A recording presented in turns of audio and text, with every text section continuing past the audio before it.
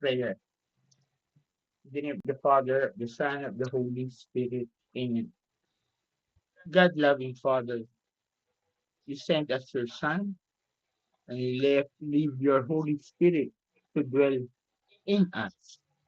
Kaya Lord, patuloy po kaming sinusuko, binibigay ang lahat-lahat sa amin.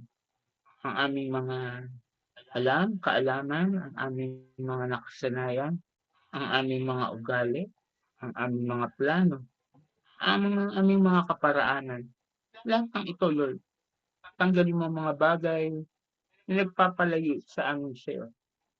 Bagkus sa hapong ito, Lord, patuloy mong ibunyag sa amin ang iyong mga mabuting plano at kung paano mo kami maaakay patungo sa buhay na ganap at kasiyasiya.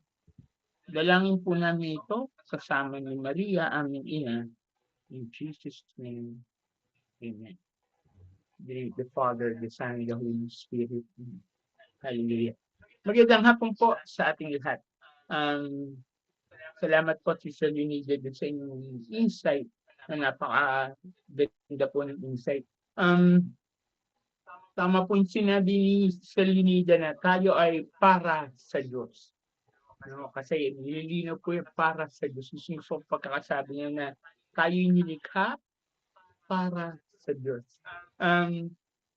Nabubuhay po tayo sa mundo at inaasahan pa rin po na umiilalim pa rin po tayo sa mga human master. Kaya yung pinapakita ni Jesus na yung pagbibigay po ng buwis ay kasama talaga sa buhay natin bilang pagsunod. Ang sabi nga po ay obedience to authority is obedience to God. Pagsunod sa mga namumuno ay pagsunod sa kalooban ng Diyos. Maganda makita ho natin na ang pinipili ng Diyos kahit hindi mga perpekto ay may anointing. Kung God appoints, God anoints. Sa community, kahit sa government, we live in an imperfect world. But still, God is challenging us to give our best sa ating human master and of course sa ating Panginoon. Amen. Ngayong hapon pong ito, pag-uusapan po natin ulit, pagpapatuloy po natin yung fruit of the Holy Spirit. Natapos po natin love, joy, peace, patience. Ngayong hapon pong ito, yung kindness at goodness. Hindi ko po mapaghiwalay kasi yung tinatranslate ko po sa Tagalog, ano yung kindness? Kabutihan. Ano yung goodness? Kabaitan. Parehas lang eh. So, pero habang nagbabasa po ako, nakita ko na ang kindness po is a decision to do the right thing. Sa decision na may galing sa biyaya ng Diyos na may nagtutulak sa atin upang pumili na gawin ang tama at mabuti. Ika nga yung ayon sa kalooban ng Diyos. Kung napupuna po nyo na nababanggit po natin na hindi na natin pinag-usapan yung kasalanan ba yan, mali ba yan. Ang magandang tanong sa atin habang lumalago tayo sa ating relasyon sa Diyos ay, matutuwa ba si Lord pag ginawa ko ito? Pinupuri ko ba si Lord? Am I glorifying God? Am I honoring God? Ito kaya yung kalooban ng Diyos para sa akin? No? And yung makikita natin, yung if you are guided by that question, nagkakaroon tayo ng puso na with kindness, our motivation is ng pagkilos is also motivated ng kindness. Maganda makita ho natin yun na bilang Kristiyano, inaasahan tayo dun sa kindness. May nagtanong sa akin, nakapulot siya ng pera. Binalik niya. Tama, Brad? Kindness yan. Act of kindness yan. Oo, tama. Act of kindness yan. Pero sabi ko, it is expected. Ano yan, siyempre nakakuha ng pera lang naman kunin mo, ibabalik mo. Kasi hindi yun expected. Ano yung kindness na yung kindness na ginagawa mo na hindi inaasahan? Yung may lalapit sa'yo at humihingi ng tulong at tinulungan mo. Yun, kindness that is not expected. Hindi karaniwang kindness. Yung nagbalik ng pera, dapat lang yun. Yung nag-abot sa check ng normal lang yun. Pero yung may nanakit sa'yo at alam mo may problema pero nagkusa kang lumapit at tinulungan. Or yung meron kang hindi kasundo na kapitbahay. Pero dahil alam mo naputulan halimbawa ng kuryente, you go out of your way. You go out of your way to act like Jesus. Let us always remember ang fruit of the Holy Spirit is character ni Jesus. Yung character na yun ang makikita natin na guided siya, no? Yun yung kanyang uri ng pamumuhay. Kaya nga hinahamon tayo na be compassionate and be kind to one another. Sabi ni St. Paul, be compassionate and be kind to one another. Ibig sabihin, talagang walang pinipili. Walang sinisino. Ika nga kung kasundo ba, hindi kasundo. Naalala ko, meron akong kasagsagan ng election eh. Kasagsagan ng kulay-kulay, pink at pula, di ba? Yung election, pink at pula.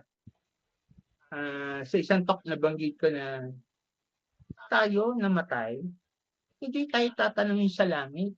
Sino binoto mo? Anong kulay mo nung election? Hindi tanong. Hindi yun ang tanong.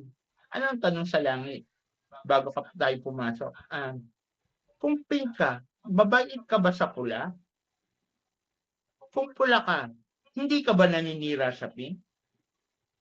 Yung pula, nangangailangan, tutulungan ba ng pink? Kasi yun yung Kristiyano eh. Hindi siya bounded by the rules ng kanyang biases, ng kanyang mga political beliefs. But he is bounded, he is defined by the Word of God. And the Word of God teaches us to be compassionate, to be forgiving, to be merciful. Naalala niyo yung tanong, di ba? Yung hiniwalay yung kambing at yung tupa. Diba sinabi ni Lord, ang tanong ay, nung nagugutom ba ako, pinakain mo ko? Nung nauuhaw ako, pinainom mo? Nung nasa kulungan ako, dinalaw mo? Always act of kindness. Yun kasi yung batayan ng ating pamumuhay ng Kristiyano. I can preach and preach and preach. But if I do not act with kindness, all those preaching becomes meaningless. Nakinabang marahil kayong nakikinig, pero ako mismo makikinabang. Ngayong nasa alam ng mga kapitbahay ko na ako'y speaker dahil nga nung nag-o-online, mas inaasahan nila na mas mabait ako sa kanila. Diba? Yung mga tao sa paligid natin, inaasahan tayo na higit na mapagpasensya, higit na mapagmahal, higit na mapangunawa. Inaasahan sa atin yun. Bakit? Kilala tayong Kristiyano eh. And that is good news kasi yung pressure, it helps us to grow sa character of kindness. Amen. Sabi rin ni St. Paul, never grow weary. Huwag kang mapagod. Gumawa ng kabutihan. Minsan kasi, di ba, nakakapagod na. Ako na lang ako. Nakakasawa na. Ako na lang ba ng ako iintindi? Ako na lang ako ba ako na lang ba? Well, sinasagot ni St. Paul, mapagod. Hindi mo naman trabaho yan eh. Tinatrabaho ka ng Holy Spirit para maging biyaya sa mga taong sugatan din. Kaya nga nananakit eh. Kaya nga nag-a-abuse because they have their own brokenness. Ano naman yung goodness? Goodness is mula para mas ano ito sa kalooban eh.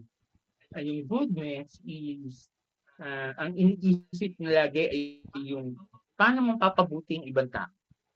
Mas uunahin pa yung ibang tao kaysa dun sa kanyang sarili. Goodness is more on the yung sa kalooban eh. Hindi siya yung tulad yung kindness that talagang may action. Although both kailangan talagang may action. Gusto ko rin tignan natin, ano ba ang difference ng kindness, ng goodness, dun sa pinaniniwalaan ng mundo? Yung goodness and kindness, iba yan sa pagiging nice. Pagiging simple, hindi yun ang goodness and kindness. Ang goodness and kindness is an act of giving Jesus to another person. An act. Kilos talaga. Hindi lang siya basta nag-decision ako, sabi ko natin kanya, nag-decision ako, may kalooban. Hindi. Kailangan nakikita sa pagkilos. Lalong-lalo na nga sa pagtrato sa kapwa natin. Kanino ba ako magiging mabuti? Siyempre sa kapwa ko. Paano ko ba sila tratuhin? Mabait ba ako sa harap nila? Pero pag talikod nila, yari sila sa akin. Maganda pa pakitungo ko, pero pag may ginawa silang hindi ko gusto, nagkikimkim ako ng galit. That is not kindness. That is not goodness. Hindi yun yung tinuturo ni Lord sa atin. Tignan po natin, magandang basehan dyan si Judas Iscariote.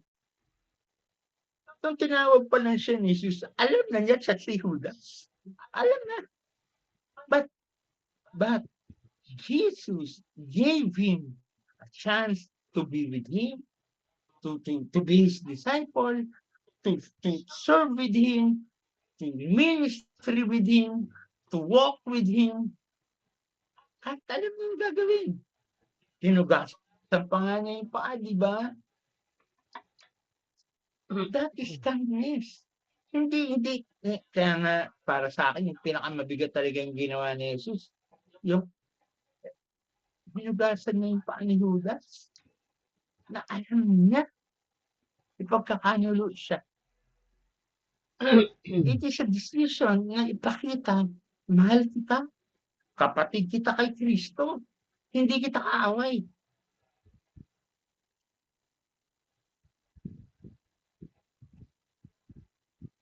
But we must also be reminded that yung kindness, yung goodness is not tolerance of what is wrong. Hindi porke kumikilos tayo ng kabutihan, may nakikita tayo, hindi magsasawalang kibo na lang. Hindi po. Kailangan meron din tayong firm na decision to bring them to Jesus. Ang for me, yung pinakamalaking expression ng pagmamahal ay yung maisip mo na itong taong ito, dadalhin ko ito sa langit. Ilalapit ko siya kay Lord. Hindi dahil mabait siya sa akin, kundi ito yung pinagagawa ni Lord sa akin. Ito yung kilos ko bilang Kristiyano. Kasama ron yung pagpapaalala sa kanya, of course, with love, with respect, na kung ano man yung mali niyang ginagawa. Not all people will accept you. Not all people madaling matatanggap yung pagka nire-review. Kaya nga ako, bago ko kausapin, ang mahabang dasal. Kasi baka hindi ako magsasabi, baka iba rin ang utusan ni Lord eh. But paparamdam ko pa rin sa kanya, na merong mali doon sa kanyang kilos. Ano pa po, kinikwento ko sa inyo yung dito sa kapatid ko. Hindi ko gusto yung ginagawa niya. Nung isang araw nga, parang nakaraang linggo inaaway pa niya ako, eh. Pero nung tinanong niya ako, "May bigas ka kuya?" Halika punta ka sa bahay, kumuha ka ro'n.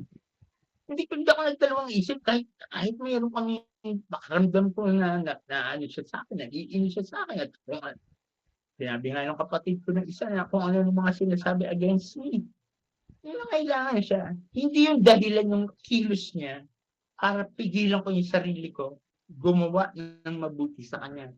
I will not allow the way others treat me define the way I will treat them. Hindi ako papayag na yung kung paano mo ako tratuhin, ganun din kita tratuhin. Kasi ganun ako dati, bastusin mo ako, babastusin kita. Sigawan mo ako, sisigawan din kita. Murahin mo ako, mumurahin kita. You get what you deserve from me. But after many years sa pagsiserve, after many years of listening, nagsisimba, na-realize ko na ang pinakamabisa na paraan ng pagkontra sa kasamaan ay hindi tularan yung ginagawang kasamaan, kundi palitan ng kabutihan yung ginagawang kasamaan. Amen. Tolerance, hindi yung kaya siya naiinis kasi sa akin para ano yung kapatid ko. Kasi lagi ko siyang napagsabihan ko minsan tungkol sa kanyang paglalaro, pagsusugal, tapos of course din sa kanyang lifestyle, yung kanyang girlfriend, ay babae din siya. Sabi ko, kung gusto mong dumiretso buhay mo, medyo naiinis siya sa akin. People will not accept the truth. Not all people are interested in good news. Not all people are interested in God. But it is still our duty to bring the truth to them. Bilang Kristiyano, kayo po at ako, ang role po natin ay dalhin ang katotohanan ni Kristo sa kanila. Of course, with love, hindi pakikipagtalo.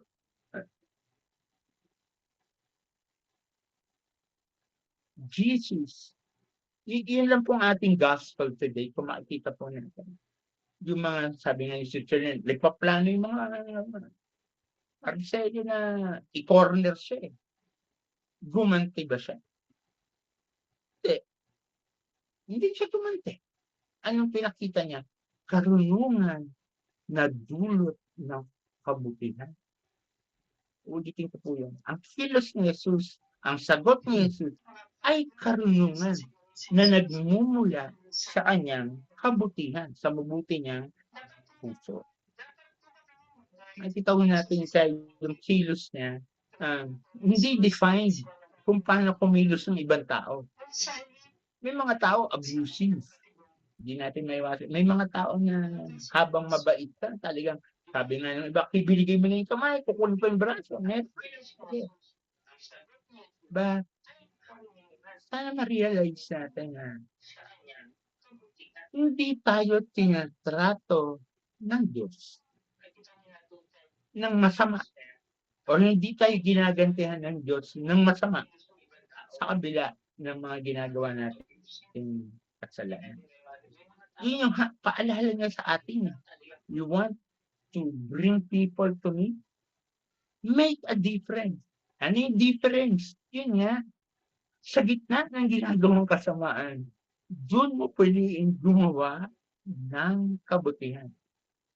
Madali ba yun? Hindi po. Kaya nga malinaw po, hindi po natin ito trabaho. Trabaho po ito ng banal na espiritu. Kaya nga fruit of the Holy Spirit eh. The more we surrender our hearts to God, the more we surrender our reasoning to God, the more we surrender our whole life to God, the more the Holy Spirit works and moves and sanctifies us. Yung kindness at goodness, this is also not out of obligation. Hindi dahil Kristiyano obligado akong maging mabuti, nagse-serve ako. Hindi po. Baka plastic forward yung dating nun, eh, hindi po. Ito'y nagmumula sa kalooban natin na pinaghahatian ng banal na espiritu. Kasi 'pag obligation nabibigatan tayo, eh. May hangganan, nakakapagod, eh, obligasyon, eh, parang trabaho. Hindi, ugali nga ito, eh. Hindi ko alam kung naikwento ko 'to, minsan din yung pinsan ko magkasama kami dun sa bahay ng tita ko. Natuwa naman ako sa kanya, sabi niya, "Insan kain na tayo." Naglinis kami ng bahay ng tita ko, eh. Bumalik na sa Amerika, binili na kami na pakilinis yung bahay, so nililinis namin. Dun kami natulog. Kinabukasan nagluto siya, ah, itlog, corned beef. Okey, tuwang-tuwa naman ako, sabi ko, "Thank you, insan." Pagkain ko, ang taba, walang asin. Sabi ko, "Minsan parang hindi mo nalagyan ng asin." Sabi niya, hindi ako talaga naglalagay ng asin." Tsaka sabi ko sa kanya, nag-aasin ako, eh, paano ba yun? Sabi niya, wala na rin kasing asin, eh. Sabi ko, aaminin ko po medyo sabi ko, hindi porke ayaw mo ng asin parang gusto ko sabihin, kaso naisip ko, magandang loob, eh. Barahin ko pa ba? Buhayin ko pa ba? Gumising nga ng maaga kaysa sa'kin, ginising lang ako na dahil nga kakain, aawayin ko pa. Yun yung trabaho ng banal na espiritu sa'tin, na makikita natin na yung obedience natin is not out of fear. Ang obedience is because we love God. And the more we love God, the more our character is being shaped into Jesus, into the image of Jesus, into the character of Jesus. The more our hearts are being formed into the heart of Jesus. Napakaganda nung senaryo na yun na kumikilos tayo, hindi dahil maski sa community, yung pagse-serve hindi dahil obligasyon, kundi mahal mo yung community, mahal mo yung mga tao sa community, mahal mo si Lord, eh. Hindi ka kailangang utusan, hindi, kusang ginagawa. Bakit? May malasakit, may pagmamahal, at yun nga, kindness nga at goodness.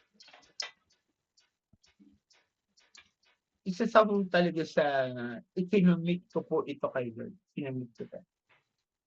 To remind me saan ako galing.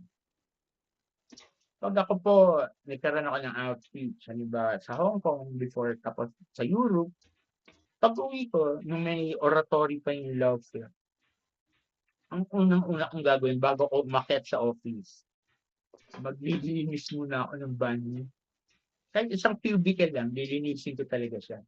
Kasi nung nagsisimula po ako mag-serve, yun yung trabaho pinagagawa sa akin. Maglinis ka ng banyo.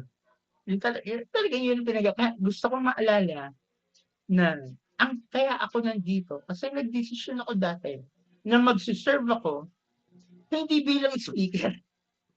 Payag nga ako maglinis ng banyo, eh. Ibig sabihin, nagpupunta ako para mag-serve, hindi para maghanap ng pansin, hindi para ibigay yung sarili ko sa Diyos. Kaya yung kilos hindi obligasyon, hindi napipilitan. Kaya walang inisan, walang hanapan ng mali, walang hanapan kung hindi, nawawala yun. Kasi nga, kumikilos na may pagmamahal sa Diyos. Isa pa rin, kaya nga nakalagay dito sa notes ko na hindi tayo naglilista. Kindness and goodness, kaya nga sinabi ni St. Paul, huwag kang mapagod. Kasi, paano ka hindi mapapagod? Huwag kang maglista. Kasi pag naglista, meron pa yung sumbat, eh. Meron pa yung hanapan, eh. Hindi, walang listahan. Ginawa ko to, gawin na. Hindi. Walang listahan. Ginagawa mo yun kasi mabuti kang tao. Ginagawa mo yun kasi mahal mo si Lord. Period. Kaya hindi ka naghahanap ng kapalit. Isa sa na-appreciate ko po sa Love Flop, ayan katatapos na ng anniversary namin, talagang wala yung certificate of recognition, wala yung mga plaque, wala yung mga medal, wala. Yung mga pinakamatagal na sa community, wala yun. Kasi itinuturo sa lahat na nandito ka kasi gusto mo mag-serve kay Lord. Period. Hindi perfect si Bimbo, hindi perfect si Brother G, hindi perfect yung mga elders, pero nandito ka kasi nagsisikap kang maging mabuti katulad ni Kristo. Yun po yung layunin na pag naglilingkod tayo sa community. Kaya nga nagkakaroon tayo ng pangunawa sa mga tao na matitigas ang ulo, mahirap intindihin, palaging late, hindi na nga nagbibigay, sila pa reklamador. Yan yung mga yan. Kakaroon ng compassionate heart. And then yung kasunod na mission, act of kindness and giving. Another thing is, meron din urgency na gumawa ng mabuti. Hindi dinidelay. Bukas na lang. Tsaka, dalaw ako sa step, bukas na lang. Hindi. Hindi. Ang paggawa ng mabuti ay ngayon, hindi mamaya. Kasi ngayon na ka na tinatawag nila na gumawa ng mabuti. The time to be kind, the time to be good, is not later. It's now.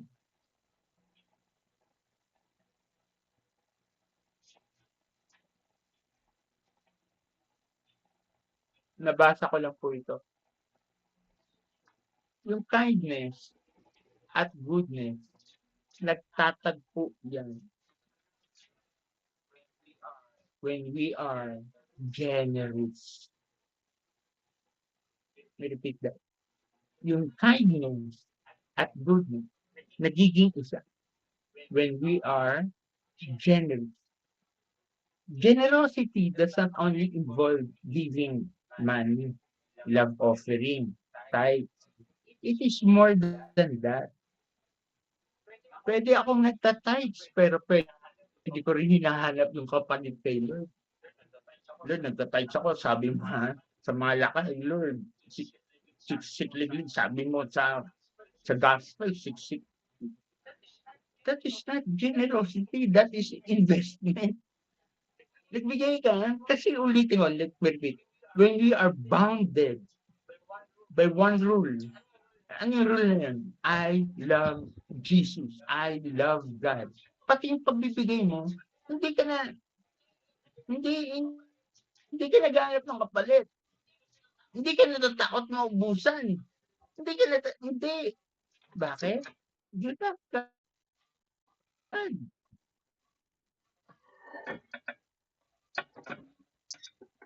Another thing kasi sa generosity, kaya yung love offering ay ipinapractice sa atin. Yung generosity kasi, it also involves patience. Yung kindness, goodness, it can also involve love. Are you generous in loving other people? Are we generous sa patience? Are we generous sa humility? Sa character? Ang isang araw pinag-uusapan namin yung dinidiscuss namin, pinagkikwento namin yung byuda, yung nagbigay ng 2 coins sa templo. Tapos sa dami na nagbigay. Yung iba, mayayaman nagbigay, marami nga. Sabi nga ni Jesus, sobra nila, hindi nila kailangan. Yung byuda pa ang pinansin niya. Si byuda, yun na yung kanyang lahat-lahat sa kanya. Sabi ni Jesus. Pero pag may naririnig kasi sabi, yung si Jesus nga paayag nga sa baril, eh. Alam mo yung byuda, dalawang ano lang, sensilyo tinanggap na. Kaya puwede kang magbigay ng barya, wala namang requirement. Hindi. We miss the point. Yung byuda, ibinigay lahat. Ano yung lahat niya? Dalawang sensilyo, dalawang coins. Yun lang ang lahat eh. Pero hindi siya nagtira sa sarili niya. Remember din yung bida sa Seraphat, yung pinuntahan ni Elijah, na sinabi niya na, eh, pag binigay ko to sa'yo, gumawa ko ng tinapay, mamamatay na kami mag-ina, wala na kaming kakainin eh. Ano sabi ni Elijah? Igawa mo ako, hindi ka pababayaan ng Diyos. She chose to act in kindness. Hindi nga niya kilala. Hindi nga niya, basta alam lang niya, man of God. Hindi sila naubusan. But we must also remember, namatay yung anak ng byuda.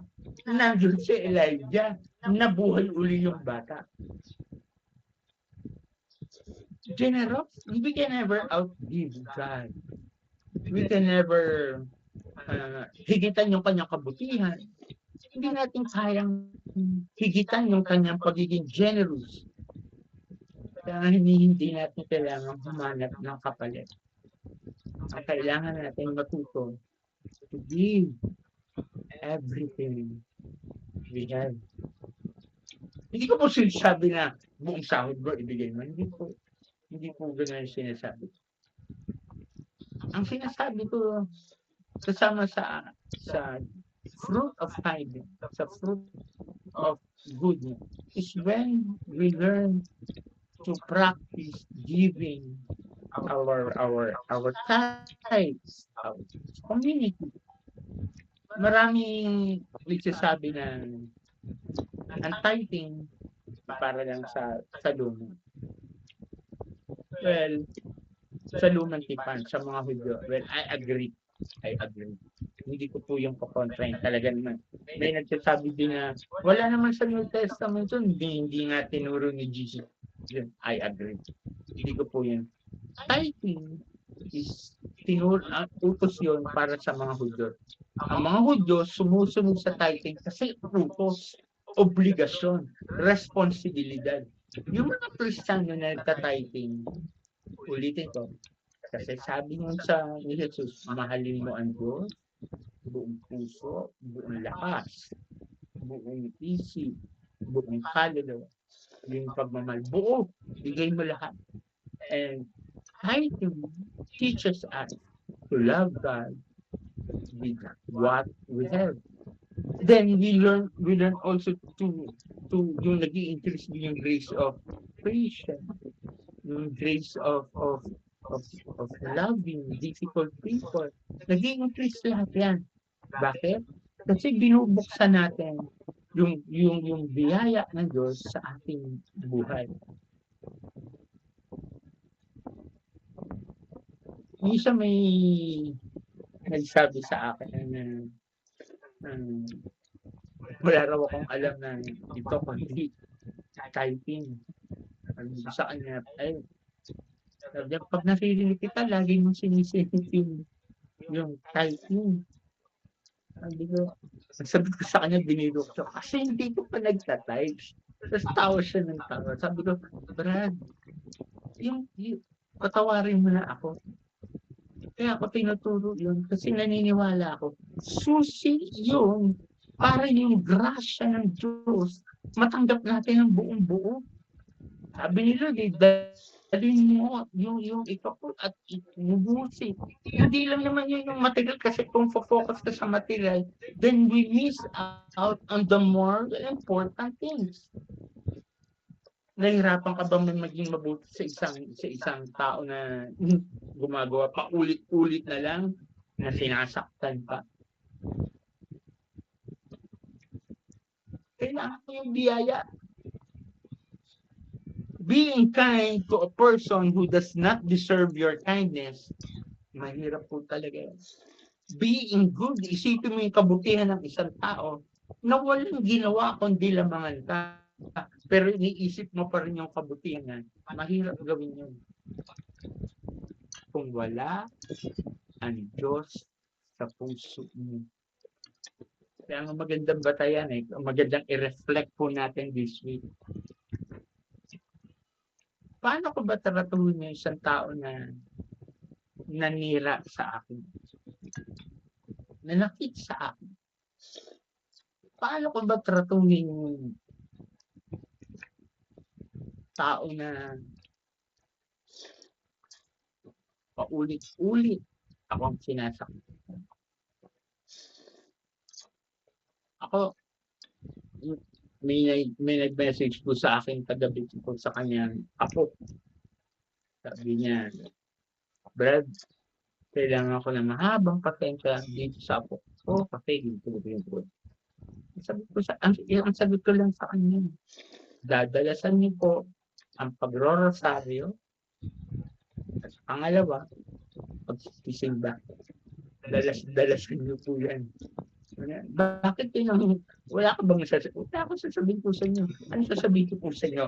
Kabaan, magagawa niyo lang maging mabuti.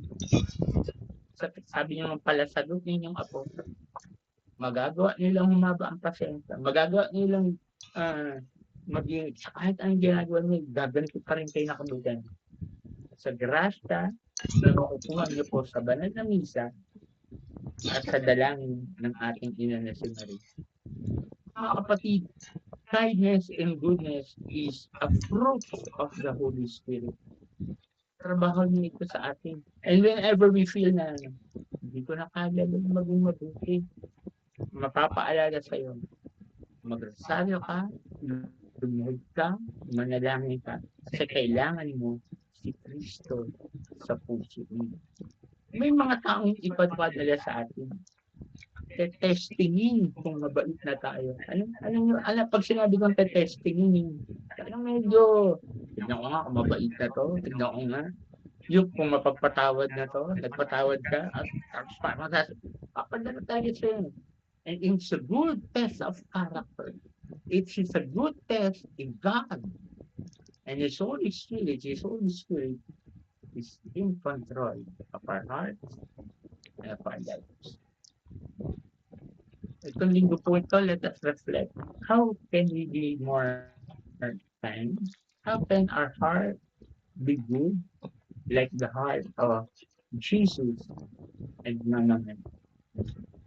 Let us pray po. In the name of the Father, the Son, the Holy Spirit. Amen. Panginoon, maraming salamat po sa iyong banal na Espiritu. Alam mo po, Lord, areas of our life that we struggle. Pero nagpapasalamat pa rin po kami sa biyaya. Sa aming struggle, Lord, sa mismong struggle namin, nagpapasalamat kami. Kasi, pagpapakita mo lang yung ng banal na Espiritu ay buhay sa aming puso. Lord, tutulungan mo lang po kami maging bukas ang aming mga mata upang lagi namin makita ang mga pagkakataon na hinihikayat mo kami maging mabuti at gumawa ng kabutihan. All this, Lord, we surrender in Jesus' name. Amen. The name of the Father, the Son, the Holy Spirit. Magandang hapon po. Ganyan lang. Maraming Maraming salamat, salamat, Brother Brother Rafi. Rafi. Meron pa po Meron pa kayong po time. kayong time? Opo. Okay, glory to God. Salamat po. Salamat po. Sige po mga Sige po mga kapatid. kapatid. Baka may mga sharing kayo tungkol doon sa talk ni Brother Rafi. Sige po. May katanungan po kayo.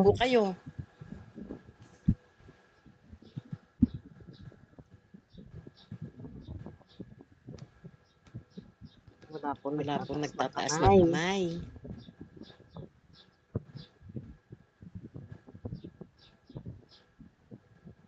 Wednesday naman po yung yung panayam, Brother Rafi. Rafi.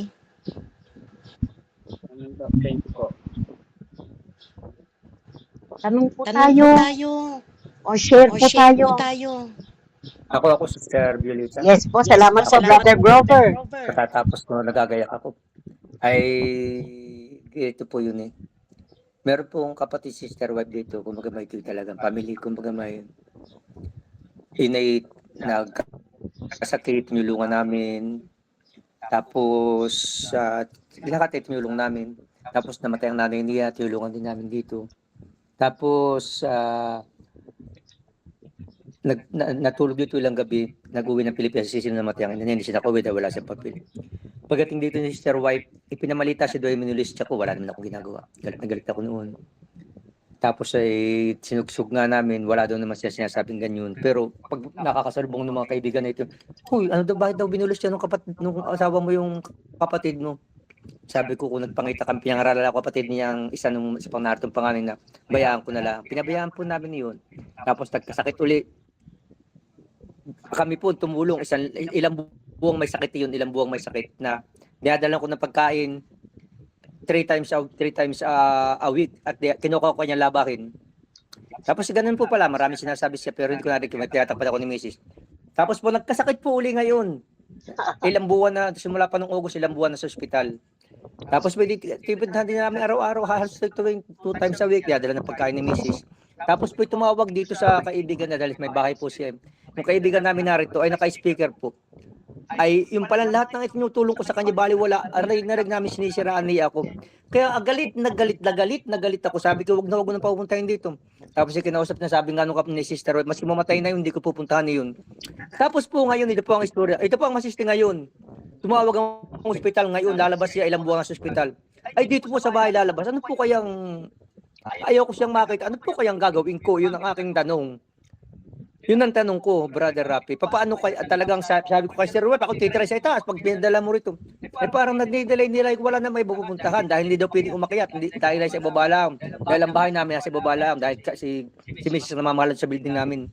Ay talagang hanggang na maalam si Mrs. po sa doktor niya, kung hindi ko siya iniimik dahil hindi ko maintindihan kung ano, ayaw ko na ano kayang ayun ang kaya talagang sabi ko, tama-tama ang yung sinasabi ng Brother Rafi ngayon, yung ganun, paano kaya yun? Paano kaya? Yun ang tanong ko ngayon sa akin, isip pa sa akin sarili. Kaya kailangan ko ang mga payo, ang mga magsasabi sa akin. Talagang sa madalit salita, ayaw ko siyang makita. Talaga, sa totoong buhay lang po. Ako po hindi iprokita, ako talagang nananalangin ako na palambot niyang puso ko, pero talagang masakit. Napakarami ng kasalanan ginagawa sa akin. Napakarami ng tunulong ko sa kanya, halos nung siya bago dali sa hospital nung ako narito pa kami, magdamag ako nag-aantay ng ilang oras ako nag-aantay nung ambulansya para lang abangan ko yung ambulansya dadan para hindi makalampas sa bahay ng titirahan niya. Yung po pala bali wala lakad. Paano po kaya ako'y payuhan ninyo, Brother Rafi? Yung po ang tanong ko. Brad, ang ipapayo ko sa iyo, ipinayo din sa akin. Hindi ito masarap sa tenga. Yung pinayo kasi sa akin, meron din kasi kung ganyan sitwasyon. Nag-struggle talaga. Struggle dahil nga paulit-ulit. Ang sinagot sa akin ay ganito. Alam mo, Brother Grover, mahal na mahal ka ng Diyos. At sobra ang tiwala niya sa iyo para ipadala ang taong ito para dalhin mo si Kristo sa kanya. Ulitin ko yung brother. Sobrang mahal ka, sobrang tiwala sa iyong Diyos na meron kang lakas. Hindi mo lang nakikita yung lakas. Kaya ang kumikilot sa atin, kasi nga yung galit natin, kasi nga nasaktan tayo. Nasaktan. Natural lang na magalit, natural lang na mag-react. Dahil nasaktan. Pero pag kumalma ka, magiging talaga na yung pagmamahal ng Diyos, pagtitiwala ng Diyos sa kakayanan mo. Ano yung taong ito, pinadadala niya para maging mission. Sa totoo lang yung sinabi sa akin yun, sabi ko, ang daya naman. Gumana talaga ako. Oo nga po, Ako ang na nga daya sila naman, po, ang daya naman ni hindi ko Jesus. po yan. Yung pang Talaga, talagang Brad. ayaw na ayaw mong makita siya pang papadala sa iyo para bang talagang Kasi Brad, masakit, mahirap. hindi Brad. Yung pag nakikita mo siya, hihilumin din kasi ni Lord yung puso mo na nagalit at nasaktan. It works both ways. Nadadala mo sa kanya si Kristo habang hinihilom ka din ni Lord. Kasi yung nangyari sa inyo, mag-asawa, brokenness yun. Kaya kailangan mahilom. Hihilumin ni Lord yun. Kaya nga, yung sinasabi kong tiwala si Lord, kasama din yung kanyang paghihilom, pagpapatibay ng pananampalataya. Maraming biyaya yun. Pero, ulitin ko, Brad, malaking struggle yan. So, you really need to pray more. And I will pray for you, brother. I will pray for you. God bless. Amen, amen. Born again pa yung brother Rafi. Born again pa yun. At talagang, yung pong kapatid ni Sister White na yun, at talaga namang sobrang kayabangan sa katawan, malaki pa sa kanyang katawan. Amen, amen yung pula talaga. Palaging nangangarap na sa Amerika yung pamilya niya, samantalang wala naman. Lahat ng kwento sa Amerika sila lahat. Ay kaya po ba natin, parang talagang mahirap, pero pipili, walang magagawa po ako, walang pupunta. Ay talaga naman, para namang, kukumagay para akong, sakripisyo talaga, sakripisyo. Talaga hindi ko naman pwedeng kontrahin si Sister Wife at baka naman siyang magkasakit at ito na may isa ring cancer survivor. Kaya ako parang pinipiga, kanina nga, ngayon nga po parang hinang-hina ako, parang ako pagod na pagod pakiramdam ko. Siguro naman hindi ako pabayaan natin Panginoong Jesucristo. Amen. In of sharing po. Salamat. Salamat, Brother Rafi.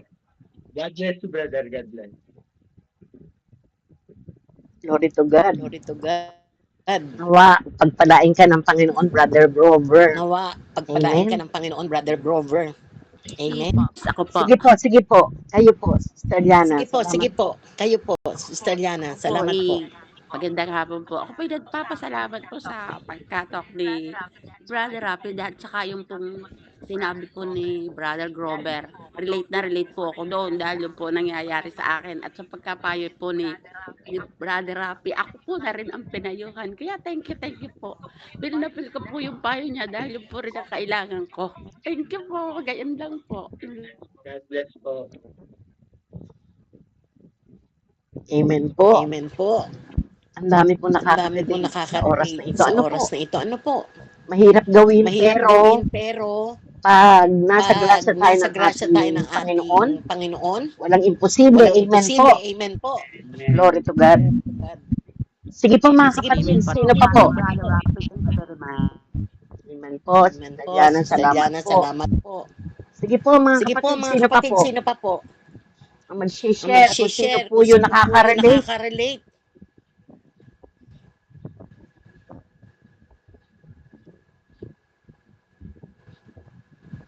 Wala na po ba Wala mga na po ba mga katanungan? katanungan?